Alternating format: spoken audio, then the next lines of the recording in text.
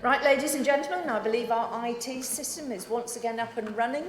So if we may now have the next application, please, page 121, I think we're all on the same page. And it's Busford and Ring. Sure. And so Mark Russell will present the case. Thank you.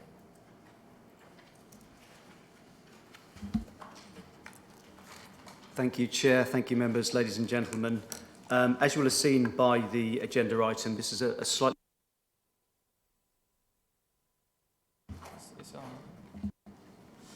Can everybody hear me? Yeah. Yes, sorry, something happened there. Slightly unusual scenario of an application that we can't actually determine today because it's being appealed against because of non-determination. So the applicant didn't want to wait any longer before we made a decision and has appealed to the inspectorate.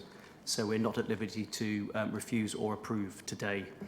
The reason I brought this to you, members, is just to clarify the case that we will fight at appeal and to ask you to consider a couple of points that have crept into possible reasons for refusal.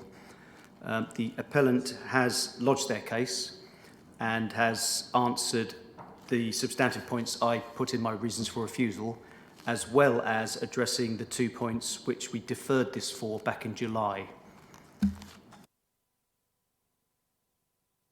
No, that's the one. Just to remind you of the site, it's in Ofton, off the Bilston Road, to the left there, to the east, to the west of Ofton itself, outside of the built-up area boundary, and refusal is being recommended for the reasons listed in the paper that you've received. Hopefully it's all coming back to you now. I want to turn to the first reason for it being deferred. That related to the Somersham case, which you've just discussed. It was felt possibly that were we to refuse the Ofton application and not mention anything about highways issues, that might then jeopardise what we next said about the Somersham case. That was done on a precautionary basis, but having gone away and looked at it, it's felt probably that given the distance, which I think I've quoted as about 2.5 kilometres, more or less, certainly over a mile, it might be pushing it a bit to associate the two with each other. Had you granted approval...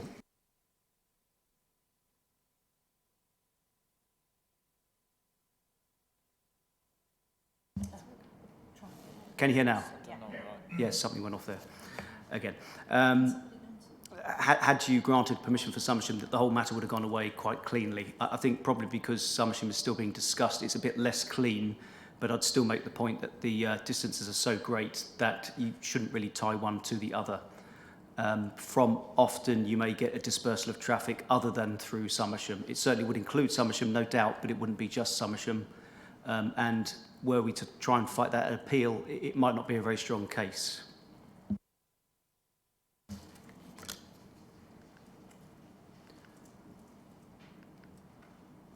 The second issue for deferral was accessibility.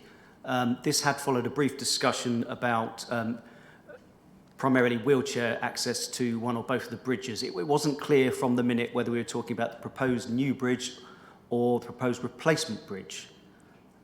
If I could just remind members that part of the proposal was to put a bridge across Bilston Road from Bilston Road to the development site itself. That would have been a motor and...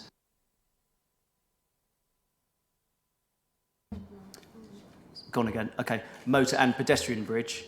And the second bridge was also proposed, which was a replacement pedestrian bridge down in the gorge. Right, okay, going to the proposed bridge. Yeah. Sorry about this. I mean, the officer's trying his very hardest, but computers are only as good as they...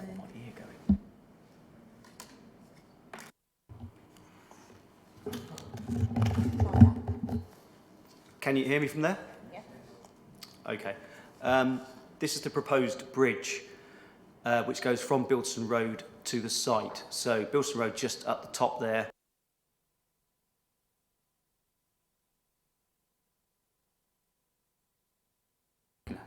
Can you hear me now? Yeah. It will just keep doing that. I'll just have to keep turning it on again. So just let's go with that. It goes onto the site, and you can see the stream, which is locally known as the channel, underneath there. Now, the wheelchair issue was brought up, and the paths that you can see on both sides of the bridge measure approximately, and there is some variation on the scaling of the drawings, 1.3 to 1.4 metres. So they are wide enough to take a wheelchair. They're almost wide enough to take a wheelchair and a pedestrian passing each other, but not quite. You need about 1.5 from my reading of the situation.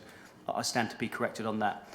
So I would argue that the new bridge, as proposed, does comply with the standards for wheelchair use, and therefore the accessibility issue there is dealt with. There you go, approximately 1.4. Right, the other issue was the new pedestrian bridge that was proposed. Currently, those who know the area well will know of this particular bridge, which is buried quite deep down into the surprisingly deep gorge for a little stream like that. I don't know what's happened geologically, but it's a very deep gorge, and the bridge you see there is halfway down it.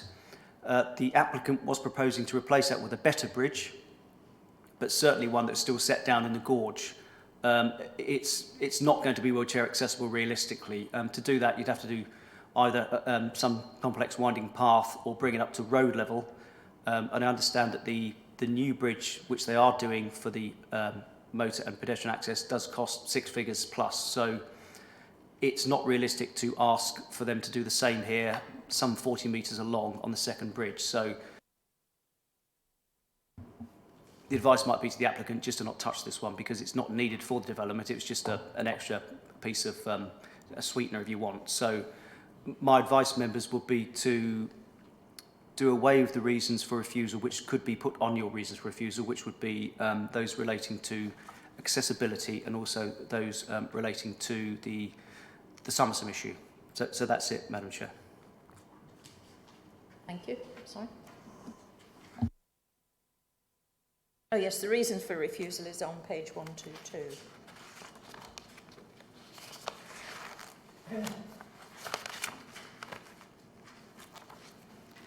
Yeah, sorry, Chair, I didn't go into too much detail on that. It's all about sustainability. Spatially, we oppose housing in this location, and therefore that's why we were tabling refusal. Also, there was an issue over affordable housing, which didn't comply with policy. And obviously, the debate should today probably just be focused on the narrow points that I've listed, but of course, members are free to discuss other points if they wish, but we can't approve or refuse today. So our recommendation is page 122 in terms of that would have been the reason for refusal. Yeah, so the recommendation is on page 122, which would be the recommended reasons for refusal. And with our debate today and the outcome of it today will be a recommendation really for the officers to see which way we would have gone on this because of the issue of the case being before the inspector. So if that's clear for everybody, we do have a debate. We have the potential to debate, and people have the entitlement to speak, so we need to listen to have we got some people to speak, please. Colin Pinson Roxburgh, who's the parish council. If you'd like to come forward, please. Thank you.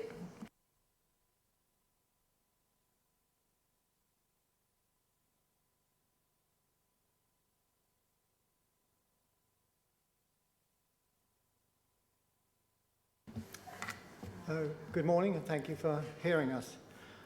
I speak on behalf of the Ofton Willisham Parish Council, and our real objection is that we totally do not agree with this application for the houses, and we think it is totally unsustainable.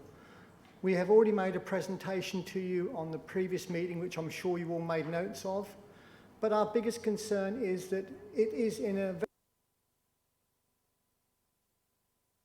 Can you just keep pressing the buttons to make it come back on again? It is on, yeah. It's on very high quality agricultural land. It's in a sensitive area for nature conservation. We're also in what's known as a dark area, so any new development will mean light pollution. And the main impact that we have a concern about is this is outline planning, and there's going to be a massive bridge. And no matter how you look at it, in our little village, it is a massive bridge. So what the impact would have on our village is unbelievable. And then we've got the extra traffic, 32 homes.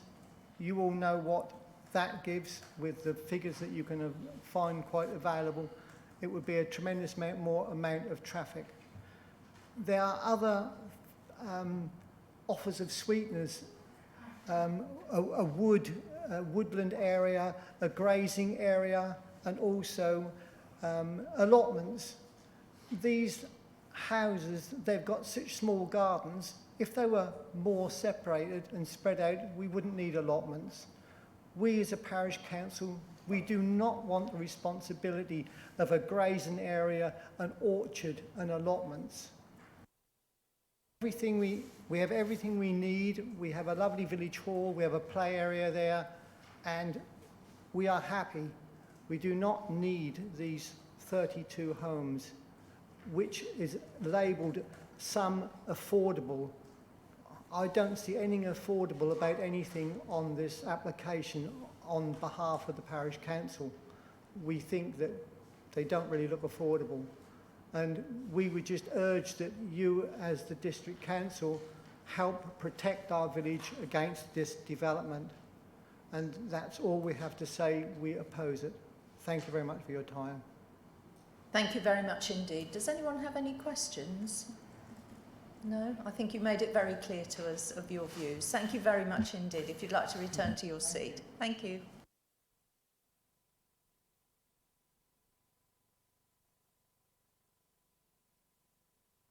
We now have Mr. Kelvin Moody, who's an objector.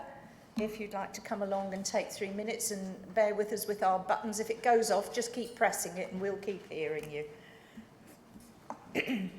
Do apologise.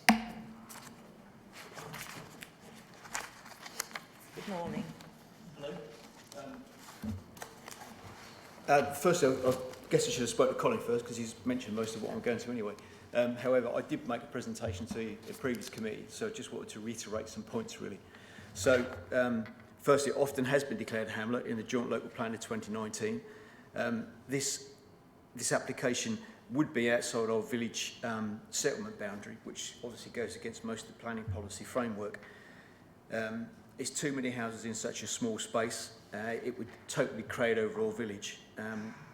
And as Colin rightly said, the nature reserve and stuff like that we have no reason for, because we've got a natural nature reserve which should be left unspoiled. We've got listed buildings in the vicinity, and we also have medieval woodlands, all which would become endangered by building all these houses. From what I can see, the new parking plan which has been put up online is incredibly short vehicle parking spaces, which would mean vehicles would be parked all over the village. Again, something we can do without. Colin also made reference to the bridge. This has always been a big bone of contention, and we as residents are struggling to understand how highways have managed to approve the visibility displays without having a properly designed bridge, because the design of bridges is so huge that you have retaining walls, non-retaining walls, and this would affect the visibility displays. Apart from which, they've yet to come back to us on whether or not they've actually done their traffic survey. In the Somersham one, the results of their survey were online. There's no results for our traffic survey. We suspect they're using a 4-year-old survey for a totally different road in the village. We also have a far more suitable brownfield site, which is less than a mile away. Yes, it has got an issue, but the issue there would be far easier overcome than what it would be to build 32 houses in an area like Ofton. The site is on grade for agricultural land, part of which is floodplain, and we have huge unresolved issues with sewage because we're not on mains drainage. No matter what the reports say, we have a sewage treatment plant which is emptied by a tanker. And to put these houses in there, you would have to get the sewage from the development to the present sewage plant. The only way to do that would be to pipe it, and it would have to go through people's gardens or via the channel. Again, hardly fantastic.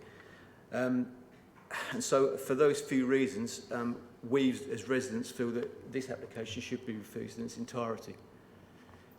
Finally, I'm kind of surprised I'm not a planner, but looking at the recommendations from the planning officer on why it should be refused, there was a lot of reasons why it should have been refused, and they all seem to be put under one umbrella heading, well, 3 sections.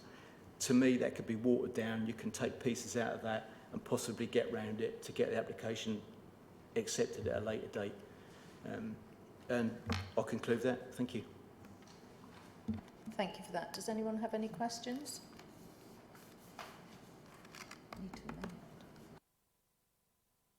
If you'd like to return to your seat, thank you. I think I've just sort of flagged something up here on page 123. The recommendation, it says minded to. Well, it wasn't minded to, it was a proposal. So we need to amend that to the proposal was there. We didn't do that. Okay. Right, we now have the Councillor Daniel Pratt, ward member, if you would please, and can we hear from you? Thank you. Thank you, Chair. Yes. Needless to say, the stance of my constituents has not changed. The nature of this application, or any like this, would have a detrimental impact on the character of the village and negatively affect the quality of life for its current residents. The committee has been minded to consider reasons for refusal on the basis that it goes against the strand of social sustainability, or socially sustainable development, in accordance with the NPPF. The proposal, if it went ahead, would see a growth of around 20% of the village. It currently has 358 residents. These 32 new dwellings, 26 of them have 3 to 4 bedroom units, so it would considerably increase the population of Ofton Green. The footprint in relation to the village is proportionally large, and the plan itself kind of demonstrates what a large expansion this would be for a relatively small village. In terms of the NPPF framework, and this being socially unsustainable, the village is isolated and lacks public services and amenities. It's been highlighted many times before that there are 4 buses going each way in and out of Ipswich every day from the line burners, but only 2 pass through the village. The school is fully subscribed, so parents would be forced to make additional car journeys to take their children to school. Sumsham School has a capacity of 350 students, and that school is working at full capacity. Okay. I feel that it's important that the committee is actually reminded of the other material considerations and reasons why this application would be unsustainable. And we are minded that if the traffic volume increases in Summersham is dealt with in that the issue with traffic volumes in Summersham is dealt with in the former application, then it is considered dealt with here. I think what has passed sort of has implication and bearing on this. So I would actually I understand that statistically or categorically this application and Summersham is considered separate because of the distance of 2.5 kilometres between them, and the two should categorically not be associated. But Ipswich is indeed the main employment hub of Ofton, or one of the major ones, and most of the traffic will flow through Summersham on daily commutes. So this would still have a residual impact to the road network surrounding Ofton. This development would have an impact. And of course, Ofton has its own problems with accessibility. There are pinch points in Ofton also. Bilderston Road has single lane sections that are unsuited to extra traffic from this development. In particular, the section between Ofton Church and Holly Road contains a junction with a very dangerous pinch point. Indeed, there's also increasing road closures in the area.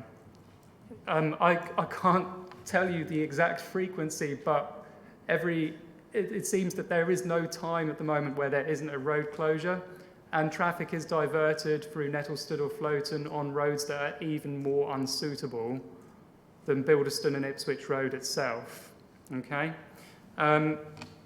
Whilst we are minded not to cite the bridge as a material consideration against in terms of accessibility to the site, we feel that it is still contentious. The channel, and correct me if my figures aren't exact, is around 5 metres or more deep, and construction and the piling needed would cause unnecessary environmental harm to the channel, causing erosion and changing the shape of the bank, and causing noise disturbance during this construction and when it's in use. I also feel that we haven't really given due concern regard to the concerns of residents about waste treatment. We're still not entirely sure whether this development would have its separate waste treatment facility or they would just piggyback on the one that's already there. But in any case, it would mean more waste collection lorries driving through the village, and this is a concern that hasn't really been addressed. There's been no agreement with the parish council on the adoption of a wildflower meadow or community building, and the biodiversity aims of that wildflower meadow are still unclear. The site is in close proximity to a triple SI, Middlewood, so this development would have an impact on that triple SI. And finally, I would just like to say that the proposal completely ignores the housing needs of the village, and those housing needs are for properly affordable homes consisting of small 1 to 2 bedroom dwellings. Thank you very much. Thank you for that. Does anyone have any questions? Councillor Matheson? I've been searching for some time. In the revised agenda papers, which I think did come out with the main bundle, but were separately fixed. That's why I couldn't find them for a long while. Slide 19, I don't know if Mark's able to find that one. Oh, sorry, it's not slide 19, wasn't it? Sorry, slide 18 is the one, the bridge. From my memory, that the section of the channel that's shown, it just isn't that shape at all, and I wouldn't want us to be relying on that at the appeal as a valid drawing, frankly. I don't know what you would like to say about it. We can find the one. You got the paper one? Yep, slide 18. Is it a question for the officer or for the ward member? Members familiar with the channel. Well, is that a fair section of it or not? That's really difficult for me to say. I don't think it really captures the dimensions of the channel properly, or the shape of it off by memory, but I don't know if I can clearly say Councillor, one can way or we the help other. you here on this? Just one moment. Sorry, the drawing obviously for the bridge detail, this is the one on page 8, slide 18. Ultimately, a drawing of a channel which may vary with regard to season and rain flow in the area is going to be a very difficult thing to accurately depict. The accuracy should be on the bridge, not necessarily what's way below underneath it, in terms of something that's more organic and can change. Is that the issue we have here? This has been sent in. But ultimately, I think we can take it that channel could be very wide in terms of its outflow, but I don't know. Just to pass a comment, wouldn't that be engineering works? And in any case, this was sent in by the applicant. So, it's illustrative, I think, John. Ultimately, it would have been based on an ordnance survey drawing in the first instance, not a detailed engineering drawing of the bridge construction. I think we're almost delving into the depths, if you'll excuse the pun, of something that is beyond what we really need to be doing. But thank you for pointing it out. Does yes, Councillor? Yeah, just to reinforce a point, at least from my memory, growing up there as a child, the channel shape has not really changed drastically in its shape or form for 20 or 30 odd years. My point is that the construction of this bridge would change the shape of the embankment on that channel, and therefore could have an environmental impact. Yes, I think our officer would like to say something. Thank you, Chair. I just want to clarify that Ecology and the Environment Agency didn't object, and details of the bridge would be part of an application anyway. Thank you. Any further questions for the ward member? Right, thank you very much indeed. So we now move to debate, but we have got to remember what we're debating. Yeah, Councillor Humphreys. Madam Chair, thank you. Let's kick this off really. We'll go to page 123, which is the conclusion and the recommendation. 3.1, it talks about what we should really dismiss in this matter and what we should focus upon. And what we should focus upon is everything in 2.1. So bridge aside, road aside, safety aside, let's concentrate on what's in 2.1. There's nothing there to support refusal on this application. And I'd point out things such as CS2 and CS1 where it fails. That we already mentioned the agricultural land. This is a terrible waste of really good agricultural land. When we did the site visit, it was in full flow. Fantastic. A field full of barley, I think. It looked really nice. That's really important, that we still sustain food in this country, and it's not all about development. This development cuts that site in two, develops half of it, and then goes, well, here's some free land that's not going to be used for agriculture or use. And there's no need for it either, because it says in CS2, community services and facilities meeting a proven local need. Well, there's no proven need for allotments. There's no proven need for grazing land, because people don't own sheep on estates anymore. So there is no need, so it fails on that one as well. We then talk about the lack of affordable housing, absolutely right. But a key bit on this is overdevelopment, sustainability, and the key that this is a hamlet. So why are we proposing that we accept a development that almost increases that hamlet by a third? It's incredible. So why are we doing it? So I think there's enough substance in 2.1 with all the right references to the right CS and also policies to actually refuse this. Bang on, just 2.1. So bridge aside, gully aside, shape of the river aside, and road traffic aside, it fails before we even get to that point. Can we have someone else who hasn't spoken yet first, please, John? Anyone else wishing to speak in the debate? Councillor Richardson, thank you. So I agree with much of what Councillor Humphreys has already said. I think there's plenty there in paragraph 2.1 that gives a very comprehensive reason of why we will be minded to refuse and why the appeal should be rejected. There's not a huge amount I want to say. I think we've gone over this at any great length. We've gone over it quite a lot at the previous meeting. I think we're all aware of what the issues are, but there is sufficient evidence displayed in paragraph 2.1, so I'd like to move that we accept the officer's recommendation. Thank you very much. Anyone else? Councillor Norris? Yes, thank you. I would like to support the recommendation to accept the officer's comments on 2.1. Thank you for that. And on that, does anyone else wish to speak that we couldn't refuse it on this? I mean, not that we couldn't refuse it. Have we got sufficient here? Are we happy with this? But bearing in mind highways issues aren't on here, and we don't need them at this point, but it's just a comment I'm making. Councillor Matheson? Yes, the description of sustainability, the reason, is very broadly written in 2.1. There are quite a number of reasons why this is unsatisfactory, and I think that sustainability embraces them all, and that we really don't need to stick our necks out on the highway access issues. I agree with that, so yeah.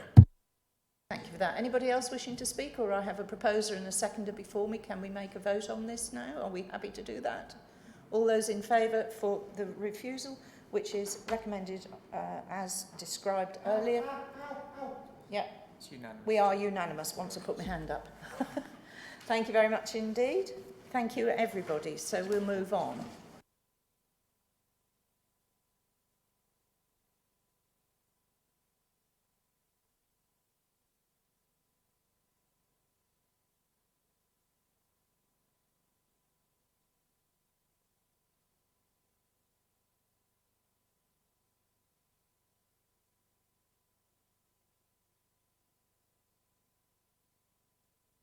Thank you very much indeed. And we move on now to item 7C, please.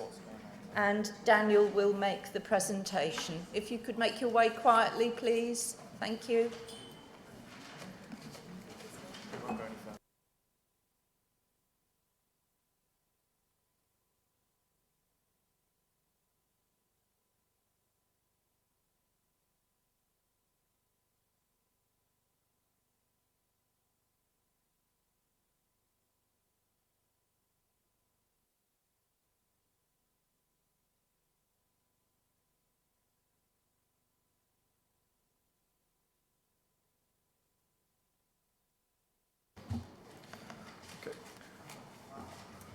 So Daniel Cameron will now present this case. Thank you very much indeed, Daniel.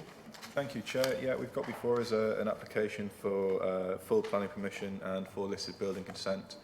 It's for the change of use and conversion of barns to 5 residential dwellings at Battersford Hall in Battersford. We'll move through the presentation. We've got the site location plan. Just to make members aware of the report, the key considerations are policy conflicts between CSO1 and HO7, along with CSO2 and HO9, as well as paragraph 79 of the NPPF. Impacts on listed buildings in terms of alterations to their setting. With regards to listed building consent, we obviously got the special duty imposed on us to consider the desirability of the preservation of a listed building and its setting. And just for completeness, within the emergent joint local plan, although it would have limited weight, this site is not included within the settlement boundary. If we zoom out a little bit from the previous map, there are a number of things just to note. We've got the green lines surrounding the site. That denotes the public footpath network in the area. We've also got listed buildings. We have Battersford Hall itself here, just immediately to the south. That's listed at grade 2. We have a number of other grade 2 listed buildings down here, close to the church, and the church is listed at grade 1. In terms of other constraints, we're in flood zone 1. There are no tree protection orders on the site. We're not within a special landscape area, and we're not within a conservation area. If we come to the aerial map, you'll see broadly surrounding Battersford Hall, there is a strong rural and strong agricultural character. If we zoom out a little bit, you can see this is replicated across the area. So Battersford, just for locational purposes, is down here, and then up here we've got the edge of Moats Tie. The application site is fairly isolated from both, but then in terms of your policies with regards to barn conversion, along with CSO2 and paragraph 79 of the NPPF, we can make exceptions for conversion of redundant agricultural buildings and buildings that would preserve listed structures from considerations as to whether we're dealing with isolated development in the countryside. In terms of the site layout, there are 4 buildings on site that will be converted to 5 dwellings, and I'll just quickly run you through them. So this pink area here would be building number 1 that's identified on site as an old grain barn. Building number 2 is just down here, that's the orange colour. It doesn't show up brilliantly on the projection, apologies. That's the open barn.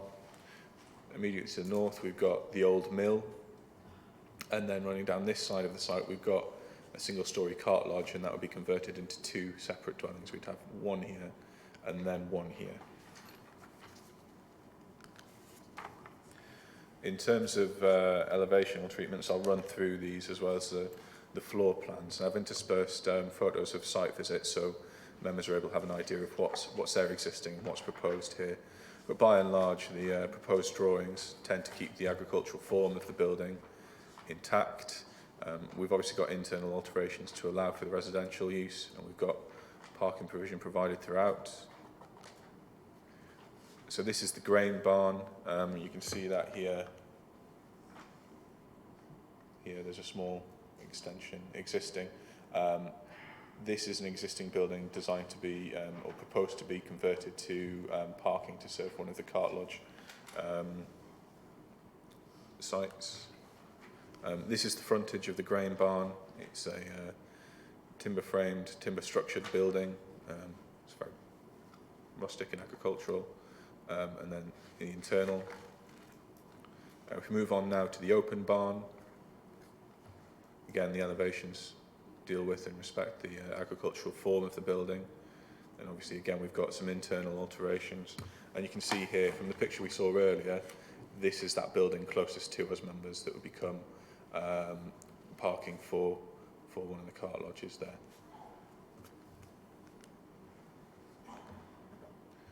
And this is the open barn. Internally, again, timber structured building, timber framed and finished. We've got some incidental extensions to the building in the form of this tin roofed lean-to.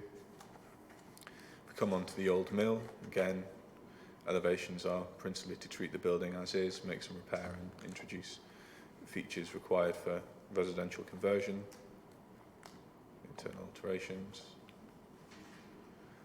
The mill and the open barn are both relatively close to each other. When we look here, this is the back wall of the open barn. This is the mill barn. So there's quite a tight relationship between the two.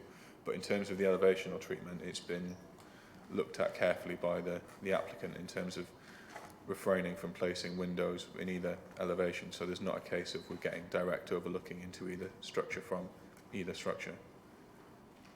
This is the rear of the mill. There's some fibrous cement or possibly asbestos on that roof that would need to be removed as part of the works in order to make it safe for habitation. We now come to the cart lodge. This green expanse, members, this is a run of hedgerow intended to be introduced. So the cart lodge is still on the other side, and I'll point to where that is when we go to the ground floor plans and the overheads. And that would run just down this section here, and there'd be a split within the cart lodge.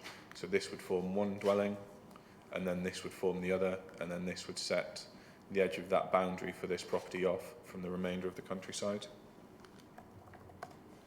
And this is the exterior of the cart lodge itself. This is, if we quickly flip back, the next image is taken of the internal of this portion of the building.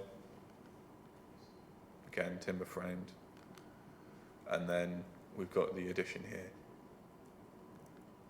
In terms of recommendation, members, the recommendation before you from your officer is for approval, but I'll turn things over to speakers and ward members and allow discussion to begin.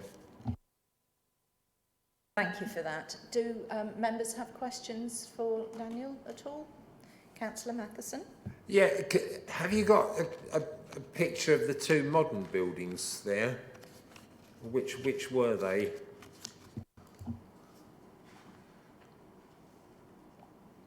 So in terms of this site, all the buildings are curtilage listed. So while they've been tinkered with and played with, as you know, the needs of the agricultural business run from the site have changed, none of them are particularly modern in terms of their construction. These are all curtilage listed, timber framed barns. We've obviously got this is a great example actually, this image. You've got the change between the pan tile roof here and then the introduction of a section of roof in this fibrous concrete and possible asbestos that's been brought in. You know, part of the roof has failed and it's been, you know, piecemeal repair and extension as and when the need for the building changes or when the opportunity to do so arises, which is characteristic of buildings, you know, agricultural buildings and their use. Thank you. Any further questions? Thank you very much. So we move on. And we don't have parish council objector or supporter, but we have the applicant, Jordan Marsh. If you'd like to come forward, please. Thank you very much.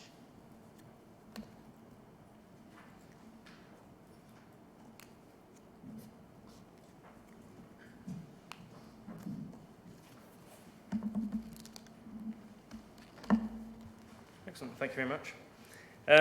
Yes, so the proposals are to convert these unlisted but significant heritage assets that fall within the curtilage of Battersford Hall itself. Most of the buildings are unused, have been for a while, and so elements are starting to be lost, which is a shame. There's no major economic use for their repair, be it from a commercial standpoint, and if we were to go down that route, the influx on highways would probably make that unviable as well. And the upfront cost of actually converting them would be quite impressive. The actual designs of the proposals have been informed from extensive research from the history of the structures, the development, what is significant about them, and with the local authority and conservation themselves. And we've taken an individual approach to each barn in its conversion to highlight this. As was mentioned, policy does support the retention and the conversion of historic assets and barns, and we think this proposal does preserve and in many cases improves the architectural and historic interest of the site. As you saw, there was various ancillary buildings which we would use for cart lodges, for garages, for garden sheds, stores, so we won't see an influx of garden furniture and sheds being erected throughout the site. Also, there was a number of barns that actually were in quite a sorry state and quite of poor architectural or historic merit, which we are proposing to remove. So there are a number of other buildings on the site as well. So we've just picked the best of the bunch almost. The proposals, we believe, are low density in order to not create any bad influx on highways, and highways have agreed with this as well. And also, there was an array of ecological improvements that have been specified by a specialist in their report. Obviously, would be listed by condition. But most importantly, this proposal would preserve these historic assets. Now, two of the barns in particular, the grain barn and the open barn, are pretty intact, the structure from its whole standpoint, and date back to around the 16th century. So these barns have sat on the site for 500 odd years, and it would be a shame if they were to be lost. So it would, hopefully, this proposal would improve the outlook of Battersford Hall as well on the site. So that's pretty much all I've got to say. There was one thing with the slides I must mention though. I believe some of the photos and some of the drawings don't actually correlate to the correct buildings. The grain barn and the open barn and the mill, there was a bit of a divergence between photos. Because a lot of on the drawings, the proposals, where there's overhangs for cars, where you saw that overhang, that was the overhang. We've just improved it or made it a bit more stable. So yeah, I didn't want anyone to be misinterpreted though from the drawings and photos. Thank you very much. Does anyone have any questions? Thank you very much. You may return to your seat. Thank you. Thank you. Cheers.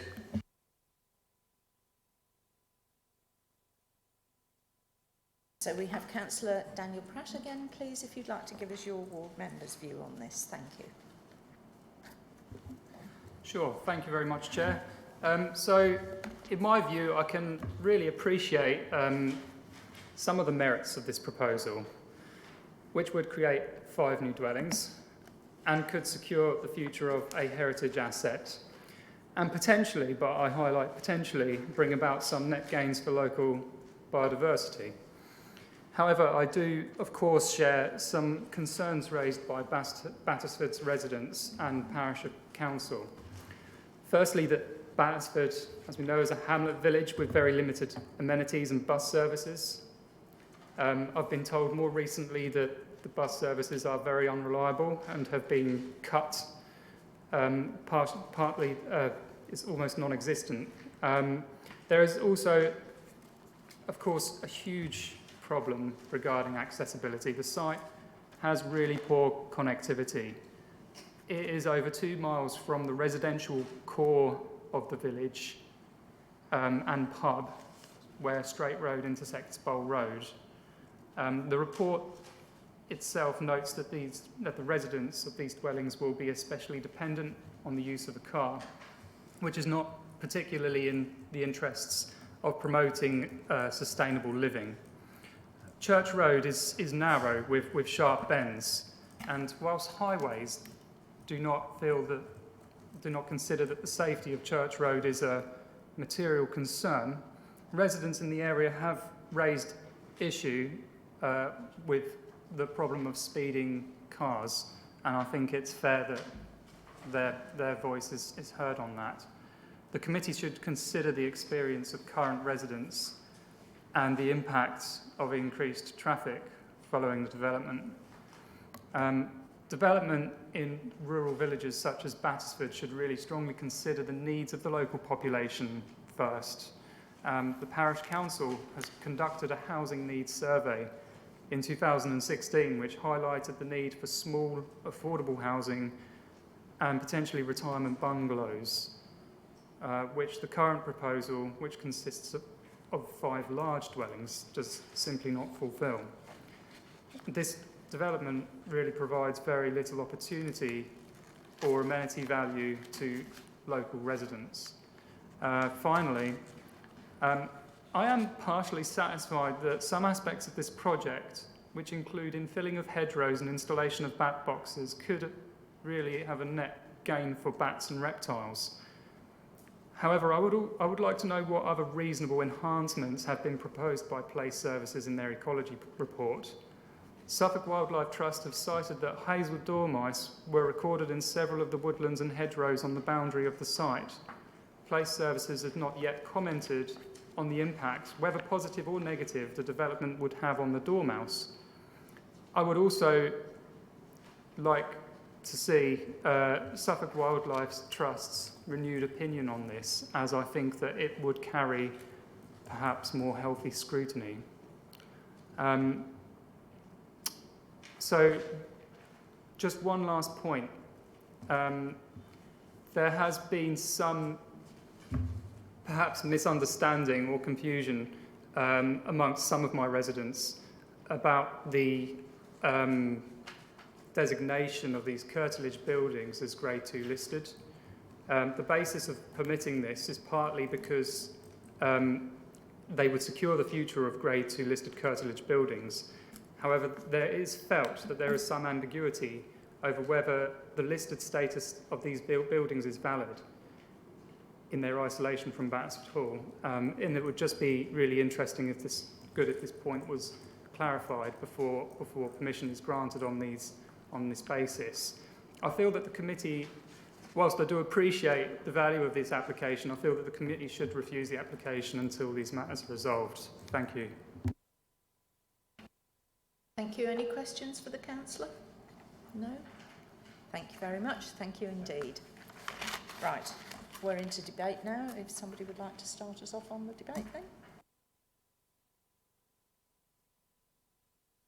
Councillor Humphreys. Madam Chair, thank you. So I think this is an excellent proposal that sees the almost the keeping of this historic asset. It's in keeping with other barn conversions and smaller developments that we've seen throughout the county. If we don't do this, or somebody doesn't do this, those buildings, as we've seen already, will fall into disrepair. They're not being used, and therefore they should be converted. And actually, the policies allow that, and in fact, CS2 supports it. So I can't see that you can turn this down. In relation to Church Lane, I drive along that road a lot, and I know the area as well. Church Road, sorry, I disagree. That's my point of view. I don't see what you see, and I don't see it that busy. And I drive along it at all times of the day, and during the rush hour, if there is one, at Battersford. And I have no issues with the traffic. So that's my personal point of view on that. So I support the highways comment.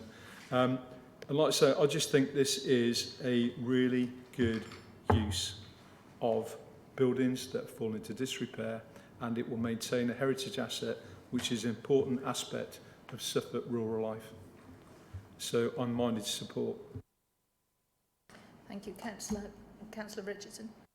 Thank you very much, Chair. I agree entirely. I think this is a fantastic application because it both preserves these historical assets, but I think actually it can enhance them as well. I've seen many instances where former agricultural buildings, when they've been restored and when they've been converted for residential use, can actually be a much nicer asset than when they were previously just in a state of disrepair. And I think, although this is a personal preference, I think actually the design of some of these converted agricultural buildings is nicer than some new builds. And I think particularly looking at the number of dwellings and their design, I think it's actually, when we're looking at rural communities, hamlets like often say, I think it's much more preferable to convert existing agricultural buildings rather than adding new builds which are not in keeping with local character. And I think we've talked about, barn conversions, there being plenty of them, and I think there are a number of sort of precedents that we can draw upon when assessing this. I mean, from my own experience, I live in Norton Little Green, in the sort of western half of the district, and we're a tiny little hamlet, very rural. We have, opposite where I live, we have a 15th century farmhouse, absolutely beautiful, and it had, that not only was it Grade 2 listed, but it had within its curtilage a number of former agricultural buildings which were converted, which were listed themselves and were converted into residential use, and that was a brilliant use of those assets because it preserved them and ensured that for the rest of the community they could derive a public benefit from them. So I think if this is going to be going in a similar direction, then I'm happy to support it as well. Thank you. Councillor Matheson. Yeah, I mean, I think in this case the advantages are going to outweigh the disadvantages, and what I wanted to point to was that, all right, they're going to be very vehicle dependent there. Yeah, I know the location as well. So I'd certainly be looking that we wanted to add electric vehicle charging points onto the considerable list of conditions. And I wonder what on page 284, support for sustainable development principles as an informative. Why could that not move up a notch to be their best endeavours at least is required of them? We know these old buildings are difficult to work with, but nevertheless, I'd like to see those two conditions added. But with that, and also certainly that what the ward members said about the ecology enhancements, that we make sure when the detail's being worked up by the officer, that condition is a good and strong one that delivers all the things that the consultee and the Suffolk Wildlife Trust are looking for. But I mean, I think with those conditions added, I would be willing to move approval if that wasn't what Councillor Humphreys already did. I'm afraid on that one, Councillor, we can't add that as a condition because it would damage the fabric of the listed building, and that's why. Yeah. In terms of adding electric charging points, I don't think there's particular concern with that. But in terms of a scheme for sustainable measures, the question has to be, what will those measures be? Now, will those measures be a fabric-first approach? Will they be more renewable plants, such as solar panels, air source heat pumps, and other matters that could make a fundamental difference to the historic understanding of these buildings? And we are essentially trying to prejudge that by that condition. So I would not want to try and impose those things on historic grounds and causing harm to the listed building. Okay, Councillor Matheson. I mean, I'm not looking for particular proposals, but we do. I mean, we have this as a fairly standard condition without being specific on other applications. I'm not asking to be specific, just that that it is demonstrated by the applicant that they've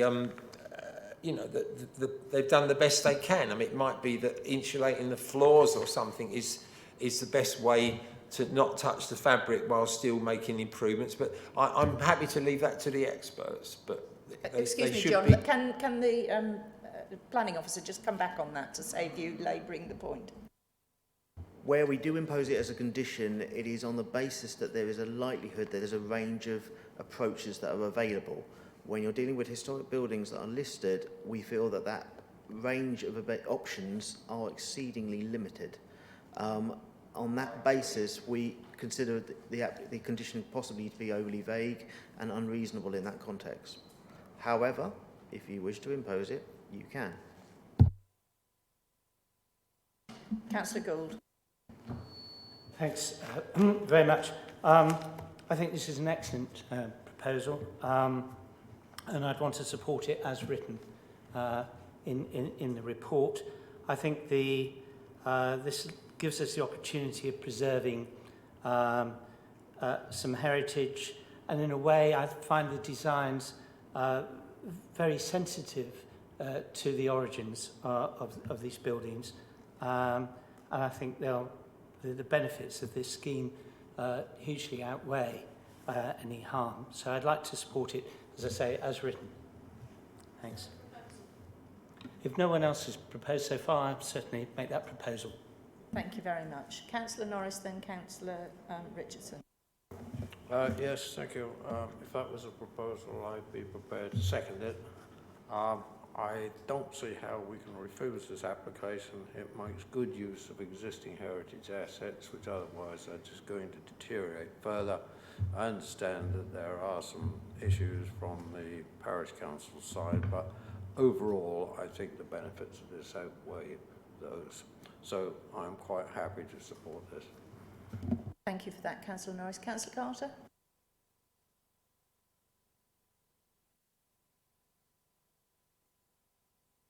Looking through the notes here, I've seen a letter here from the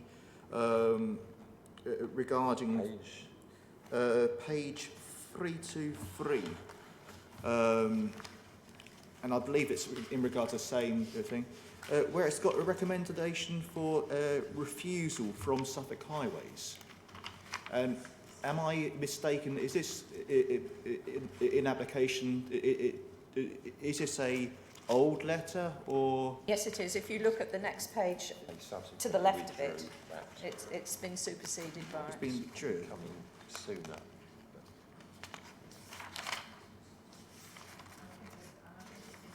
It was subsequently. My apologies. Ultimately, sometimes we try and give you the entire audit trail of what we've received. In this case, probably best to have summed it up. It's page 321 that is the final response, having dealt with those previous issues. So apologies for the confusion there, but we have resolved that point since. No, it's confusing when you're looking at one and then you think, where's it going? No, it's easily done. Yeah. Thanks for pointing it out anyway. Councillor Warboys. Sorry, just another point of clarification. Councillor Matheson, are we putting a condition Sorry, Councillor Matheson, sorry. With regard to Councillor Matheson's points about the charging points for electric vehicles, are we putting that in as a condition or not? Can you accept that or not?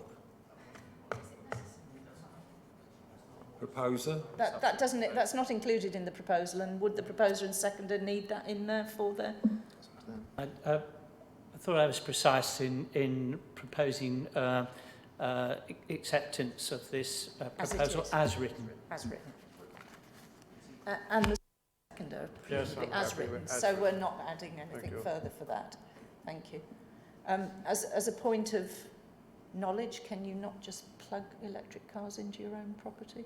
Is that something? Sorry. There are 5 properties here, aren't there? Having spent time with relatives who do have an electric vehicle but don't have an outdoor electric vehicle charging point, yes, you can. You can. And yes. So just for clarity, so in such an area you could quite comfortably plug it into your own things. Right. Okay, thank you. Yes, Councillor. Yes, thank you, and if I may. It's not debate, it's only a question. You can't enter the debate. Okay, it is a question. Okay. Can we, okay, in that case... Well, if you're entering the debate, I think you're treading on dangerous ground, because the committee have already sort of made a proposal and a seconder. It is a question, but regarding conditions, potential conditions. If it's a question on conditions, that's all right. Yes. Thank you. I will have to rethink it a little bit, but okay, I can make this a question on conditions.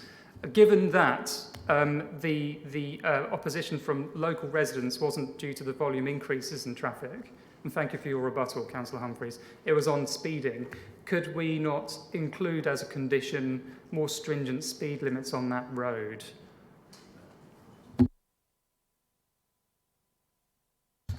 Changing the speed limit of a road would require a traffic regulation order that is in the control of the Suffolk County Council's Highways Authority, and equally that would require consultation, and it's not a guarantee that it would go forward.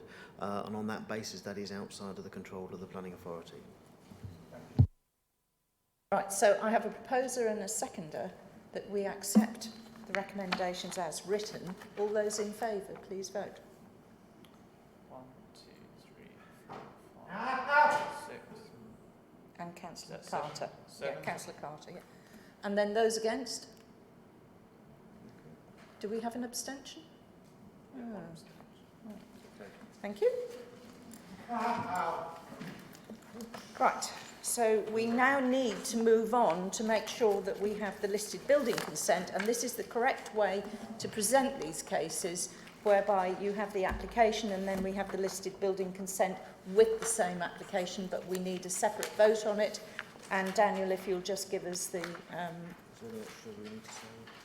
there's not much to say, but you know, he needs to tell us what we need to know. No, so details for this application are as shown in the PowerPoint and in the report provided. In terms of impacts on listed buildings, Historic England felt it necessary to comment with regards to the Grade 1 listed church, and comments from your own heritage team have been worked up between the applicant and your consultees, such that they're able to give a recommendation of no harm to the fabric of the curtilage listed buildings or to the setting of the Grade 2 building. So we don't have any harm identified, and again the recommendation is for approval of listed building consent for the change of use and conversion of the barns. And that is on page 345. So, yes, Councillor Gould.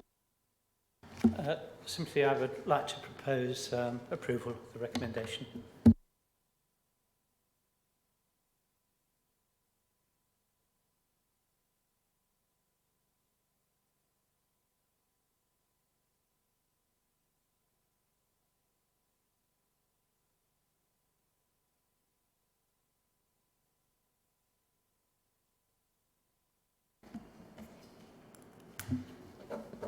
No, I don't have anything further to say, only just some clarification on the status of the Grade 2 listed curtilage, which do seem to be separate, at least in ownership, from Batsford Hall itself.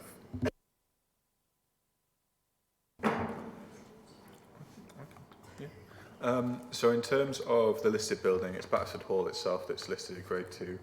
The setting and the curtilage of the listed building sort of differ from listed building to listed building, but in effect it comes back to the relationship that that building has with its setting and its surroundings by and large. Batsford Hall was originally quite a grand farmhouse set in this rural setting surrounded by these open fields, and then over time we've had the imposition of the barns. On the date at which a building is listed, protection under that listing extends to buildings within its curtilage, and for the purposes of this application, those barns are within that curtilage. If we were in a situation whereby a building is listed and then modern agricultural buildings were created within its curtilage, well, they might be within its curtilage and have an impact on its setting, but they wouldn't benefit from that curtilage listing because they weren't there at the time of listing. That's okay. May I just very quickly add to that? If once you've listed a building, if there are changes to ownership at a later date, those changes to ownership make no difference to the status of the listed building. Thank you. Well, I had Councillor Gould sort of had his hand up first when I sort of first invited, rather prematurely, followed by Councillor Humphreys and Councillor Richardson. So in that order, please. Just to repeat what I tried to say before, and I apologise to the committee for being a bit previous, but just to recommend approval. Thank you. Madam Chair, thank you. It's just to second that approval. I was going to propose, but I wasn't quick enough, so I have nothing else to add. Please vote. Unanimous. Thank you very much indeed, ladies and gentlemen. Thank you. And right, okay, we'll just have a short break. Very short break.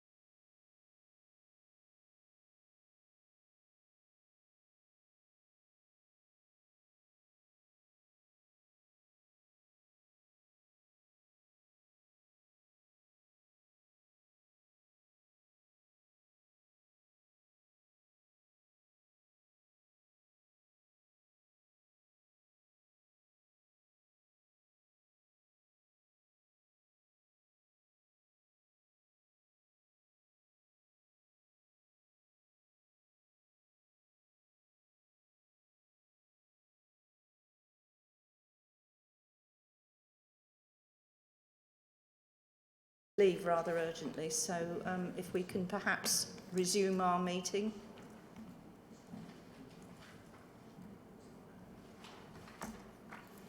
Thank you very much. So we move on to the final application, if we can, please. And that is on page 377. And Daniel, yet again, you're going to present the case for us. Thank you very much. Thank you, Chair. We've got before us an application for full planning permission for change of use and conversion of 4 barns to 4 dwellings. A listed building consent is not submitted with this application, but the reason for that is that the listed building consent was granted under reference DC 19-00810 when the application was previously considered. In regards to items to bring to the members' attention, we have had an additional neighbour objection received on the 30th of September. That's held on the planning file and it refreshes their previous objections, which are already noted within the report. I also note that the objector is here to speak, so if there are any specific items they wish to bring to your attention, I'm sure they'll take their opportunity to do so. If we go through the application, here we have the site. It relates to 4 barns close to Greenwood Farm, which is in itself a Grade 2 listed building, and some of the barns in this case are actually listed in their own right. So as we move through the presentation, I'll take you through which ones are listed, which ones are curtilage listed, and which ones are modern. In terms of considerations, in terms of policy, we have the conflict between CS01 and the countryside location, H07, which restricts creation of new dwellings in the countryside, against paragraph 79 of the MPPF, core strategy policy 2, and local plan policy H09, which allow an exception for conversion of reuse of redundant agricultural buildings and for reuse of listed buildings to secure their preservation. In terms of the joint local plan, again, this site is outside of the settlement boundary for any within the joint local plan. So in terms of the listed buildings, we've got Greenwood Farmhouse itself, which is listed at Grade 2. We've then got the barn here, and also this bullock house, which are listed in their own right. We've then got barn number 2, which is considered to be curtilage listed. We've got barn number 3, which is a modern barn, and then we've got barn number 5, which is again a modern outbuilding. In terms of the triple SI noted on the site, that refers to Mickfield Meadow, a hay meadow just to the northwest, and I'll point that out for members when we go to the aerial maps as well. In terms of other constraints, we have no public rights of way through the site. We have no special landscape area affecting the site, no tree protection orders on the site, and we're not within a conservation area. And again, the site is located in flood zone 1. So again, note the rural character and the agricultural character of much of the surrounding site. If we zoom out a little, if I can get this to work, Mickfield Meadow is located a short distance to the northwest up here.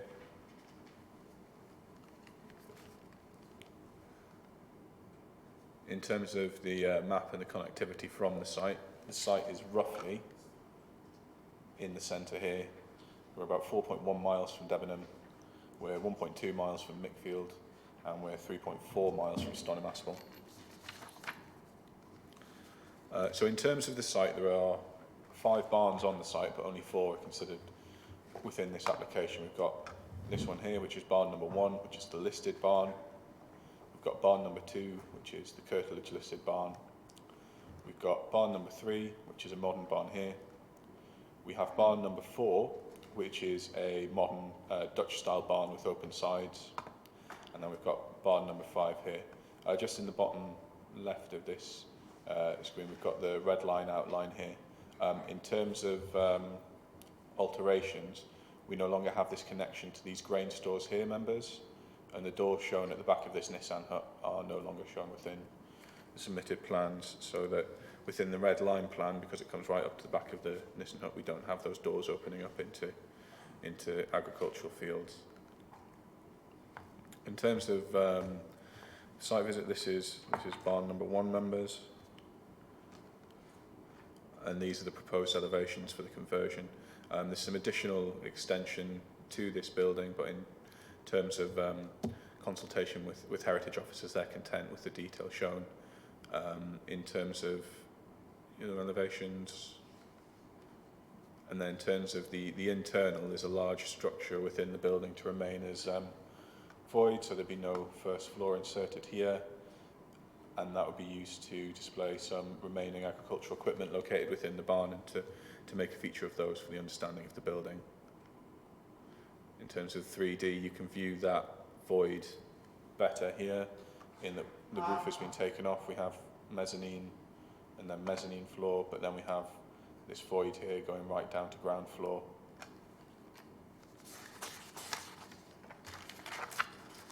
In terms of the other barn, this is barn number 2. This is the curtilage listed barn, and you can see the Grade 2 farmhouse just beyond.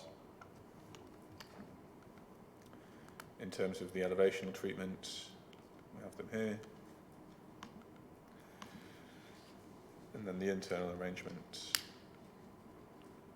This is barn number 3. It's quite clearly a modern barn, just from its change in material, constructed after the listing of the surrounding area. A more modern treatment's been proposed for this one to reflect the fact that it's not a listed building, so that we'd still be able to visually identify the change in age between the structures. It's a much simpler approach here. And then we've got the internals. And then we've also been provided with 3D perspective of barns 1, 2 and 3. This would be barn number 1, the edge of barn number 2, barn number 3, and then we'd have the Dutch barn number 4 remaining on site there. Just for clarity, this is the site visit image of barn number 4, and you can see, looking almost the other way, we've got barn number 2, and then through those trees behind you can see a little bit of the listed farmhouse. This is barn number 5. We've got the outbuilding, and then we've got the grain silos immediately adjacent to it. And then here we've got the elevational treatments, again, more modern. There's no connection between the two, and then we've got the Nissan hut proposed to be converted to a cart lodge within that. If we come now to one of the items brought up by the objectors in terms of the access to the site. This is made along a narrow single lane country track. So this is the access facing north, so you'd have connection to Debenham. This is the public highway, members, coming up here. And this is it going south, this is it running along here. Again, you've got the strongly expressed rural character, but then if we turn, you can see the access here, and I'll show you in the overheads as well, members. So there's a neighbouring property accessed close to this junction here, and then this is the connection through to the site. And just from the site visit, this is the view back from the barns, back along that access road. So in terms of the aerials, we have a neighbouring property here adjacent to the public highway, and then we have the access track running down here. We then have it turning the corner just off screen, coming up, coming past another neighbouring property, and then continuing up here, if we come to the end, continuing up here to access these barns here. The recommendation in front of you again is one of approval, members, and I'll stop my examination there and turn things over for... Thank you for that. Can you just put up slide 2, the one, I'd love to call it the jigsaw piece, it's a lovely piece, just showing us the area.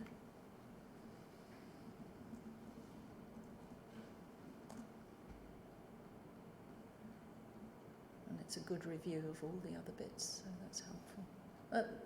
Yeah, that one will do fine. Yeah, well, the next one, actually. In the indent, there's a rectangle. What's that? That's the Dutch barn, that's the open-sided... Which isn't included. Which isn't included within this application. And it gives that open aspect of it, yeah. Sorry, I misunderstood that earlier. Thank you very much. Does any... Councillor Richardson? Yeah, can I just ask what the reason was for the removal of the link between Barn 5 and the grain silos? Was there any particular reason for that? In terms of previous applications on the site, we previously dealt with an application for conversion of all 5 barns to dwellings, but officers at the time felt that the conversion of barn number 4 and the addition to the grain silos in barn number 5 weren't acceptable, and that application was then refused. We then dealt with another application, which was when the listed building consent was granted, that removed barn number 4 but left the connection into the grain silos, and it was officers' determination at the time that that would likely not result in a dwelling that was acceptable in terms of utilising those grain silos as internal residential space. Any further questions? Just from the committee? No? And then we have our ward member just would like to ask a question, please. Councillor Morley. Yes, you mentioned that you'd received a late paper from Mr. Lee on the 30th of September, but it's not in the pack. But in the late papers, you've got my ward member call-in, which isn't late because you had it on the 27th of June. So what's the reason for not including that paper, and have the committee been able to look at that and see what was in it? Well, there's a reason for late papers.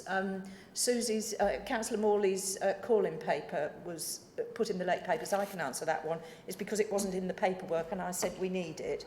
So it's unfortunately termed late papers, but that's that reason. And then there's another letter that's come in from an objector, and you were going to answer that point. Yeah, just to go on the first point, that was an oversight with regards to the call-in from the ward member. So that was a mistake upon our part, for which we apologise. Generally, though, we do not put the entirety of late representations within table papers. They're summarised by the officer if they have come in.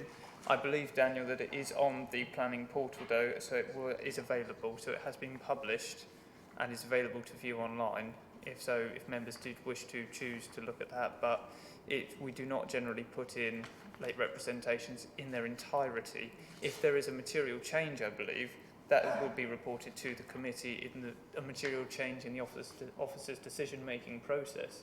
That would be worthy of being reported to committee, but if it does not, then it is reported verbally by the officer.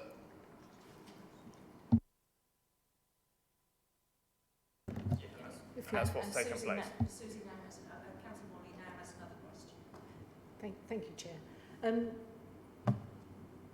Can you just go back to the map and can you highlight the relationship between that and the field house and the access? Because the track at the field house, the land on either side is not in the applicant's possession, nor is it on public highways. And that land, that track is only 1.8 metres wide and is not able to be widened to 3.1 metres as required by Suffolk Fire and Safety. Thank you. So if we go back to the access, here we go. So as I understand it, and I'm happy to be prompted otherwise, as I understand it, part of the access here is owned by the applicant. Part of the access up here. There's then a portion of the access here, which is owned by Field House. And then the remainder is owned by the applicant. So yes, so in your papers, members, you'll have a representation from Suffolk Fire and Rescue in which they state their requirement for a 3.7 metre wide, minimum wide access track to new residential dwellings, which is required within building regulations. So it's something that the applicant would need to show adherence to or deal with the relevant section of building regulations that deals with where that access is not able to be permitted. Sorry, do you want to? So in terms of the report, we could have widening here. We could have widening down here. But the owner of Fieldhouse has indicated that they would be resistant to any widening of the track at this point on the land within their ownership. And potentially you could also have some widening down here. But the real pinch point would be in front of Fieldhouse. In terms of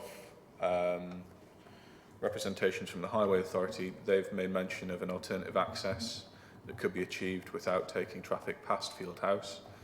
And in exploration of that, I've asked that a condition be added such that prior to commencement on site, we get details of which access is to be provided so that we can properly scrutinise that should it be coming. Right, questions for the officer. We have Councillor Carter, Councillor Humphreys and then Councillor Matheson, please. Councillor Carter, thank you. Oh, well, we haven't got on to her officially yet. I know. So can we wait until she has her speech and then... It was a point regarding follow speech. When she's facing you, I can't, although I can hear the answers from the officer, I'm missing out on half the conversation. I don't know what the question's been in because I can't hear it when she's facing you. So it's just a point regards that. I think these, you have to get used to speaking into them and speaking up, don't you? So, yeah, point taken, thank you. I'm sure Councillor Morley will move her iPad and I think she'll make adjustments. Right, now then. So we had, was that your main issue at the moment? And then you'll hear the debate as it goes forward for more questioning.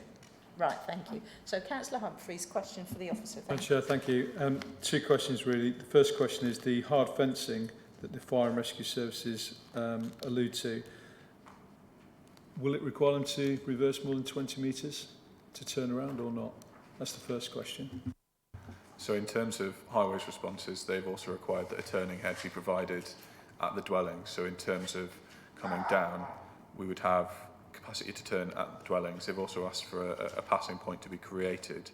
But in terms of the actual sort of the width, we would need that widened to 3.7 metres at minimum.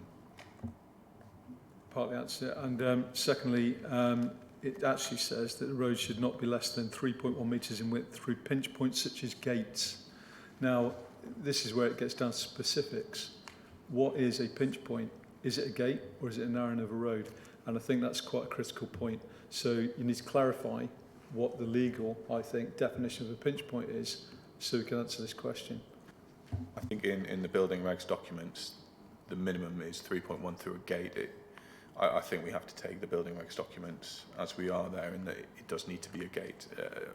A wider area might be difficult to then justify. I think, Ian, would it also be prudent to sort of mention at this stage that any civil dispute is exactly that, and providing things can be overcome? I don't know. What's your view on it, please, from a legal point of view, with regard to this?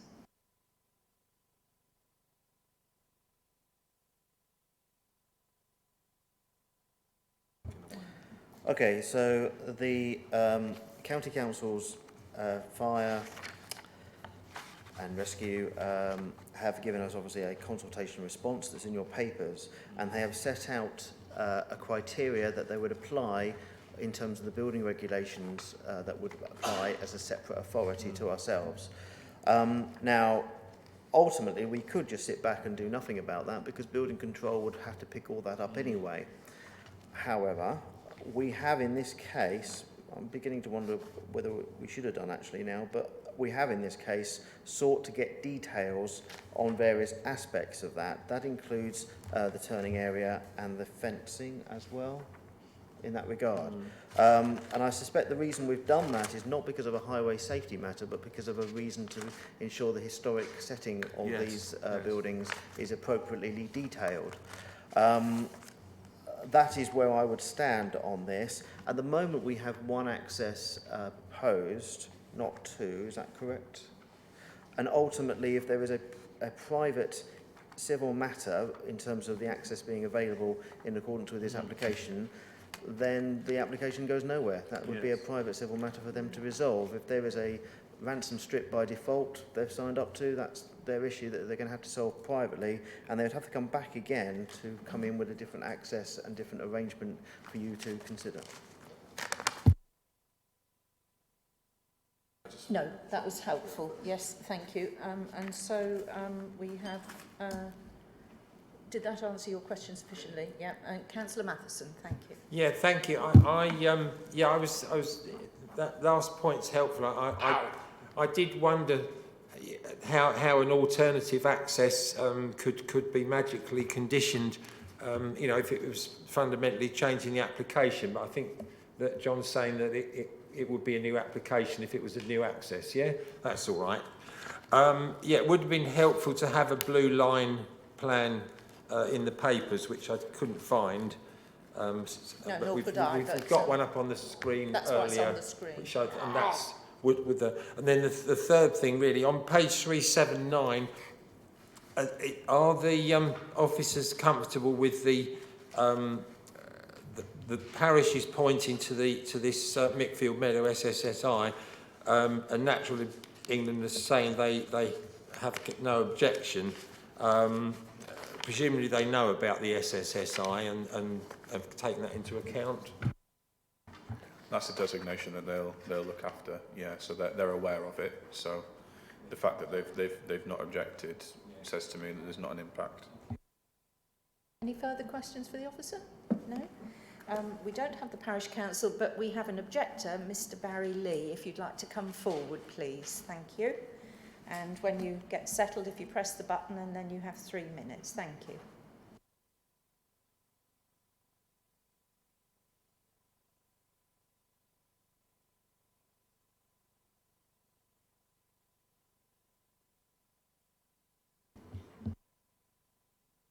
Before I start,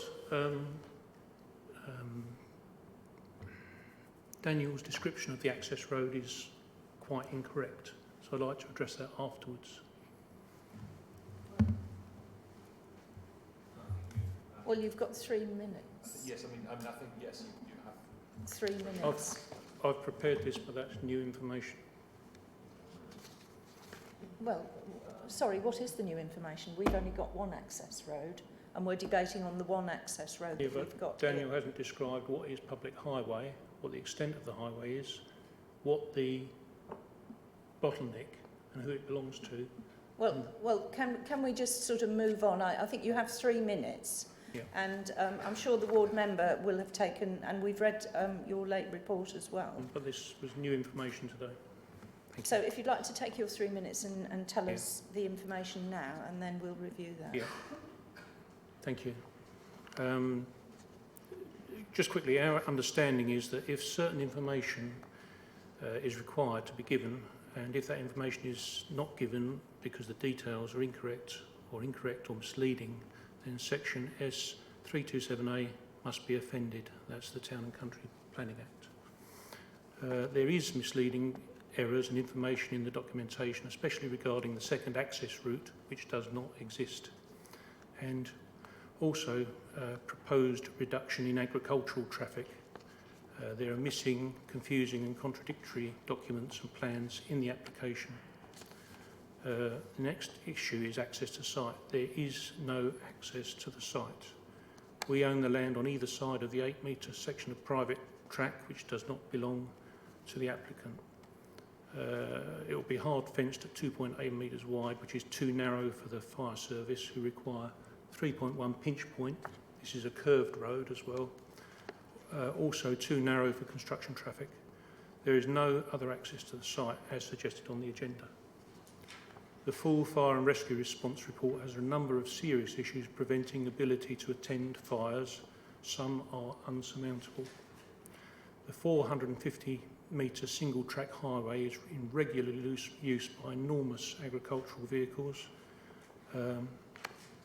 If the existing road were to be used the massive increase of private service and delivery traffic would inevitably lead to delays and confrontation. Activity on the road cannot be seen from the applicant's site, and no amount of passing places on the private 280-metre track to the farm would prevent confrontation on the highway section. There's no turning point at the field house, so many of our deliveries have to reverse the full 450 metres of the public highway. Finally, the previous two applications were refused on issues that have not changed. Daniel stated in his refusal application number 2 that the application is considered to be largely identical to the one considered before, number 1. Barn 4 has been omitted from this application. However, Barn 3 and Barn 5 remain within the application. No information has been placed before the council to suggest that the conversion of these two buildings would not amount to a rebuild as previously considered. Therefore, it's not proposed to reach a different conclusion in this case. The application is recommended for refusal, and it was refused. Barns 3 and 4 fail the Hibbett threshold and would result in substantial rebuild. They're new builds. Planning have therefore now recommended grant in contradiction to the first two results, and nothing has changed. Only for the worse, because the site has been reduced from 0.8 hectares down to 0.5 hectares, avoiding the affordable housing contribution of £76,000. But within the documentation, it is fully anticipated to go for planning permission on Barn 4. In other words, that Barn 4 that's cut out is going to have planning permission on it, and that would take it over the threshold of affordable housing. So there's every intention. Can you now conclude? You're coming up to your 3 minutes, so if you'd like to finish your sentences. Thank you. There's no justification for avoiding the sustainability issues. I'd like everyone really to read section 4, because section 4, 1, 2, 3 and 5, 1, 2, 3, 4 and 5 give every single reason why you shouldn't build these, particularly the 3 modern barns, which are not... Can you now conclude, please? And there's no structural surveys in this latest application for any of the modern barns. I'm sorry, you're really going to have to finish. You've been well over the time. Yeah, So, but you will get questions. I did explain to your you colleague will get earlier. Questions. I did explain to your colleague earlier. Yeah, well, I'm the chair and I haven't had any further explanations. But at the moment, you will find there may be questions from the committee that might help your cause. So if you'd just like to sit there and see what questions come your way, and I'm sure the ward member will be speaking as well. So if you would, please. Questions for... Yes, Councillor Richardson. Apologies if I missed this during the officer's presentation, but could you just clarify what so on the papers we've been given, there's a Grade 2 listed building just outside the area being considered for this planning application. Can I just clarify, is that a residential building and is it currently occupied at the moment? There's a 6-bedroom Grade 2 listed farmhouse, which is not part of this application, and it is not, as far as you know, intended to repair or refurbish it in any way. And that is fairly close to the Grade 2 listed Barn 1, and then a Curtilage Barn 2, and they're in a fairly close proximity to each other. Yeah, just to clarify then, so it's not currently occupied, that dwelling? For the last 20 or 25 years it's been occupied by one person, and when the farmer died, after a year, then there's one person living there. Councillor Humphreys. Madam Chair, thank you. And that one person that's living there, does he use the same access route that we're talking about? He does use the same access route. He probably comes and goes from the site 2 or 3 times a day. I have a couple of questions. You mentioned farm vehicles going up and down there. Yeah. I don't want to put words into your mouth, but where they come from and where they're going to, are they related to this site? No. The farm vehicles are owned by a farmer that farms to the south, but all the land around the whole farm is leased to him. So he comes along the 450 metre access road, and then just before our house he peels off down to the side. So can I just stop you? He doesn't come past your house of the ownership of the bit of land. Is that what you're telling me? He doesn't currently, because there's a gate across that prevents that. Ah, right. Okay. Right. Thank you. But I'll qualify it. The person that used to own the farm has retained a right through the gate and round the side of the site, not the site, but the 16-acre plot where the site sits, so that she can get to her land if ever she needs to, not across the other farmer's land. But Thank you. that's just a safety net. Thank you. And just before you go, I think John might have, might have a few things. There might be another question as a result, so if you just like sit tight. Can I ask first of all if Daniel could put the plan, the block plan on the screen, because it might be just helpful just to clarify what we're talking about as we talk. So there was a few issues out of that, mostly referencing the previous refusal. Now, just looking at that refusal, and I apologise if it's not been detailed sufficiently within your papers, it effectively referred to barns 3 and 5 for the most part, and essentially we'll start with number 3 if you can. 3 is the other one. Oh, that's the one. That's the one that's been removed from this scheme. So, is it the other way around? Is it? Oh, sorry. You just. So let's start again. Number 3 is. That's 5. This one. That's 3. That's 5. Right. The refusal, which referred to barns 3 and 5, was referring to which 2 buildings? So in terms of the first refusal, in terms of barn 4 and then barn 5, those were the 2 barns that were indicated there. In terms of the 2019 refusal under DC 1900-809, there were reasons for refusal related to these 2 barns. We've had alterations to the design of the 2 barns within this application, such that I don't feel it be, well, my recommendation is that the design has been changed and updated to reflect more where we'd be coming from in terms of our policies, and that the design of the buildings, in terms of my recommendation, is acceptable now. So apologies again for the confusion of numbering, but ultimately the position from our officers are concerned is that one of the offending barns has been dropped. The other 2 have been altered sufficiently that we feel that they are considered appropriate now for recommendation of approval. I hope I'll leave it there for the moment. That's incorrect. No. I appreciate there may be a difference in that judgment in terms of a subjective judgment, but that is the position the officers have made. So, with the information that we've now got, does anyone have any other further questions for Mr. Lee at all? No. So, if you'd like to return to your seat, thank you very much indeed.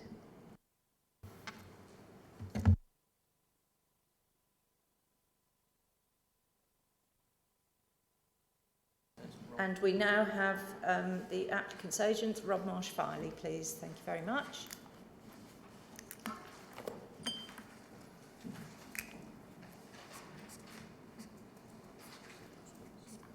Thank you very much for listening to me.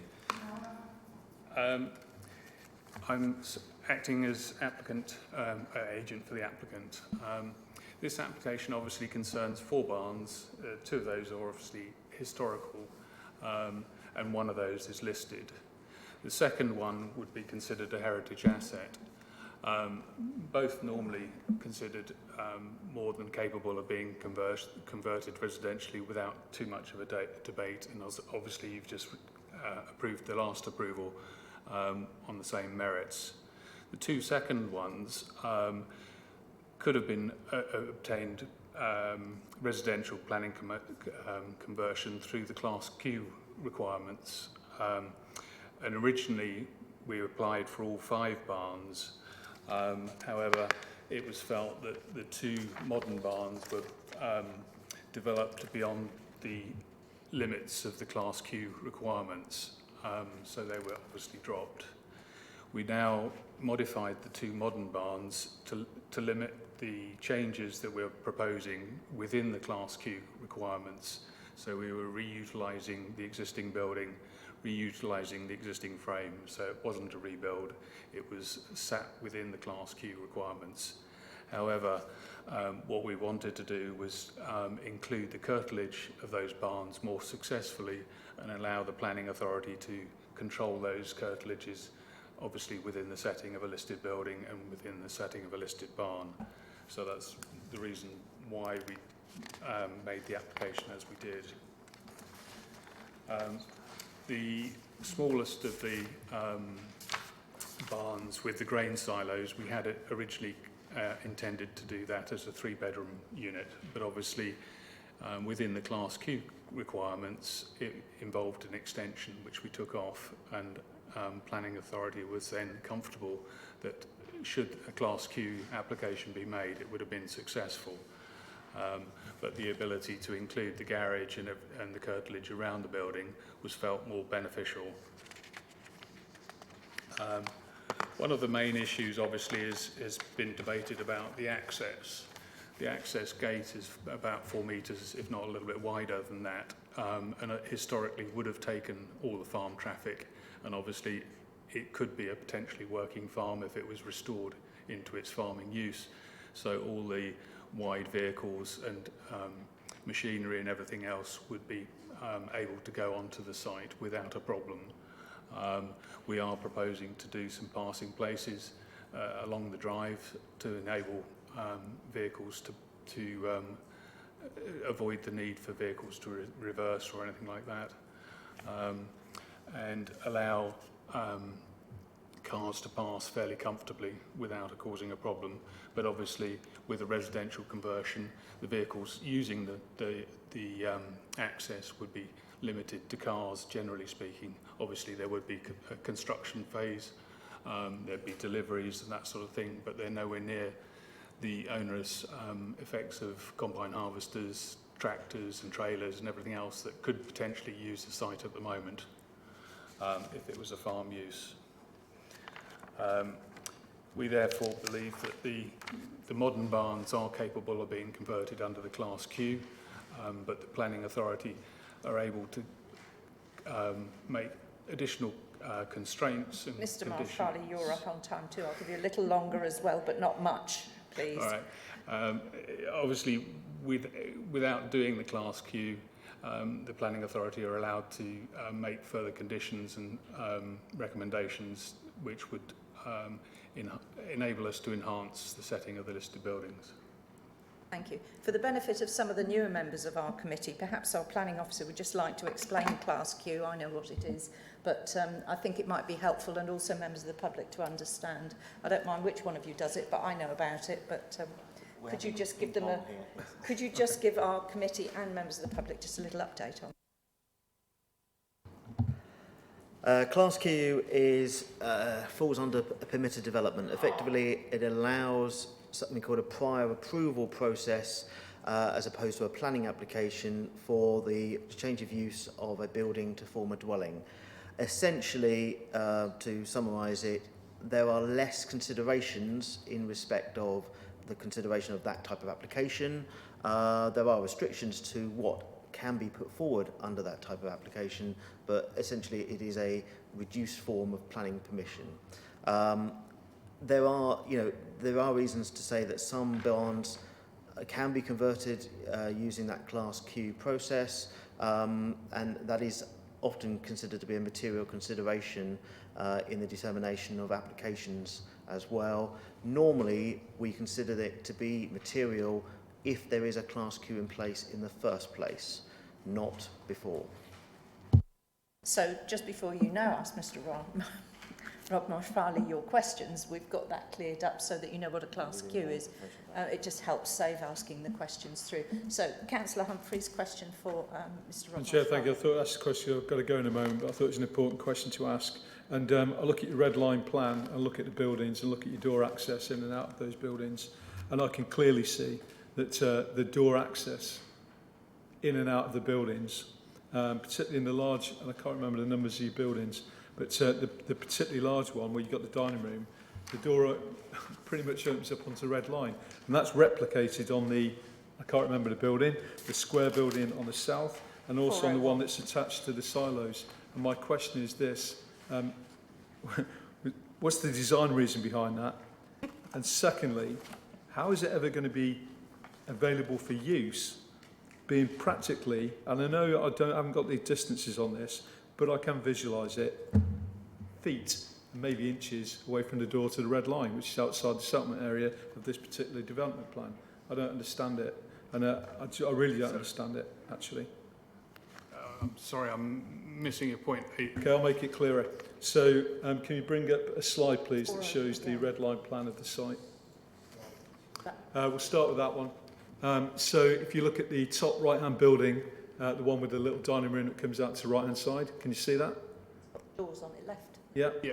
That has doors that open out, double doors actually, that open out onto the red line, which is right almost touching the building. I find that completely odd. We'll then go down to the building at the bottom of the screen. And we get the same situation there with the doors on the bottom side that open out onto the red line as well. And then we'll go up to the building with the silos, and the top right-hand edge there, where it meets the track. Again, there are doors, just to right of the track, there are doors on the main building that again open out onto the red line. And that seems odd to me, and I've done this for quite some time, a lot of time actually, that there would be a distance for those doors to open and close, because surely you open a door to go and access the outside. Well, how can I do that if I'm bang on the red line? And I just want to know what the reasons were for that and are. To be honest, I was asked to reduce the red line by the planning department, so I mean that's where we were. I'd like to come back on that because actually the objector made a really interesting point about affordable housing and the size of development sites. And by moving that red line, you've actually come in to negate the need for affordable housing. So you can see where I'm coming from. I've got this doubt that's going on in my head, and that's why I needed that clarification from you as to why everything's so close. The affordable development, the affordable housing development doesn't normally kick in on barn conversions simply because of the areas that are concerned. Point of clarification on that, because I don't think this is a true barn conversion for all of them, because it's two modern buildings there, it's rebuilds. So I think actually, and I'd get legal advice on that, that actually that's perhaps not too true, but I might be wrong. It's not a true barn conversion. Right, first of all, clarity for my officer, but ultimately we are looking at barn conversions in all cases, aren't we not? Thank you. We're not looking at rebuild. The doors on the back of the Nissan hut, I believe, have been removed from the scheme, so they don't apply. And in respect of the other openings, I think there was at least a metre boundary between the end of the door or window to the boundary that has been expressed. Is that correct as well? I think there's at least a metre of land. So you won't be stepping literally out onto land that's not part of this development. Let's get real, though, if I can put it that way. I don't know if that sounds too young for my generation, but ultimately, yes, there is a game to play here in terms of the size of the area versus how to avoid the council's affordable housing policy. In this particular case, I would stress that what we have to look at if we're trying to connect up the dots with the affordable housing policy is how likely it is that each one of these could come forward as a separate application, and how are they independent of each other. In this case, I've got an existing access that effectively goes through the centre of the site, which can be used independently, not from having to go through one site to another. So I admit I think this has been slightly slightly altered to avoid that particular policy. On the other hand, I can see alternative applications that come forward in a different way that would avoid it anyway, and there'd be nothing we could do about that. So on paper, it is not offending that policy. I agree there is a degree of restriction to the area to avoid the policy. On the other hand, as these are barn conversions, If that restriction means I have less domestic activity outside, less trampolines and other equipment lying about the countryside, then in many respects that restriction is perhaps possibly a favourable one. But I can only leave it there and let members judge accordingly further. Thank you, Madam Chair. Sorry for putting you on the spot. It's my point. I needed to make it. I do have to leave for work, and if you'd accept my apologies, but I do need to leave. Please enjoy the debate. Thank you. Thank you for that, Councillor. And again, for newer members, maybe they're not really aware, but it's 0.5, then the affordable housing kicks in, and this is 0.47 hectares. So I think that's where Councillor Humphreys was coming from. Yes, there's an extra point being added. So you just reminded me by telling me how much the land, the issue here. 0.5, initially for affordable housing to kick in, it would have been 10 or more dwellings. It is only in the last year that it's dropped in terms of the threshold to 0.5, and that is because of the NPPF and its definition of what is a major development. The NPPF curiously regards major developments as 0.5 or more hectares, despite the legal definition of major development being 10 or more. It is a conflict we don't understand, if I'm quite honest, and we'll see where government goes in terms of looking at that in due course. But because of that change in the NPPF, it has meant that we've had to review where our affordable housing policy kicks in, and we're currently on the legal understanding of 0.5 or more in land terms. If there aren't any more questions for Mr Rodmarsh-Farley, can he return to his seat? Thank you very much indeed, if you would like to. Thank you very much. And now we come on to Councillor Susie Morley, if you would, please. Thank you. And if you can bellow down the trumpet, that will be very helpful. Thank you, Chair. As someone who converted and lives in what was a derelict thatched barn in the middle of a field, I'm very positively disposed towards this type of conversion, as it saves our heritage from falling into disrepair and being lost forever. However, my concerns are not around the development itself, but the access to it. The residents of the field house are able to observe the farm movements, and they can time their journeys to and from their property onto the public highway visually.